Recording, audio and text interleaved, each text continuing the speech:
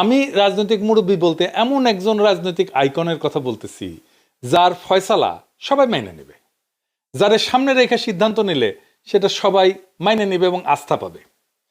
এই মুরব্বী হইতে পারেন একজনই বাংলাদেশে, খালেদা জিয়া। এই একজনই আছেন যার ফয়সালা অ্যান্টিফ্যাসিস্ট সবাই এক বাক্যে মাইনে নেবে। কেন? কারণ খালেদা জিয়াই হইতেছেন সেই নেতা, একমাত্র নেতা যার নেতৃত্বে সকল অ্যান্টিফ্যাসিস্ট শক্তি একসময় ঐক্যবদ্ধ থেকে তার নেতৃত্ব মাইনে নিছিল, রাজনীতি করছে। আমি এই প্রসঙ্গে একটা খুব ইন্টারেস্টিং গল্প বলি। আবুল মনসুর আহমেদের আমার দেখা রাজনীতির 50 বছর বয়ে আছে ঘটনাটার উল্লেখ। তখন আবুল মনসুর আহমেদ অবিভক্ত পাকিস্তানের ভারপ্রাপ্ত প্রধানমন্ত্রী। উনি ইন্ডিয়া গেছেন রাষ্ট্রীয় সফরে। তো নেহরুকে প্রস্তাব দিতেছেন যে কাশ্মীর প্রশ্নে একজন রাজনৈতিক মুরব্বীর ফয়সালা পাকিস্তান মাইনে নেবে।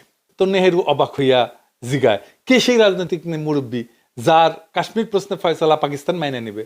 ওনারা প্লেনে করে যাইতেছিলেন কোথায় থেকে যেন কোনখানে। তো আবুল মনসুর আহমেদ নেহরুর দিকে চাইয়া বললেন, আপনি মুরব্বী হিসাবে যে ফয়সালা দেবেন সেটা পাকিস্তান মাইনে নেবে। নেহরু তো অবাক।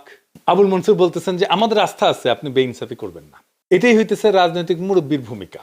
পরে ওইটা আর কিছু আগাই নাই, কিন্তু যাই হোক, রাজনৈতিক মুরব্বী প্রশ্নে আমি এই গল্পটা বললাম। আর 2 নাম্বার সংকট হইতেছে রাজনৈতিক দলগুলো আর একটা রাজনৈতিক দলের সাথে বিরোধিতা কিভাবে করবে, কোন তরিকায়, এটা বুঝতে না পারা।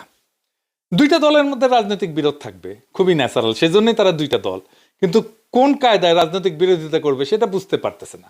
বেদিশা কেমনে নিজেদের সবচেয়ে শক্তিশালী রাজনৈতিক অবস্থানকে জনগণের সামনে তুলে ধরবে সেটাও বুঝতে পারে না।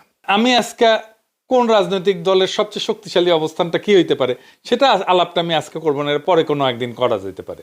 আজকে যে আলাপটা করব সেটা হইতেছে যে বিএনপির রাজনীতির ভুলের কারণে, ভুল রাজনৈতিক স্ট্র্যাটেজি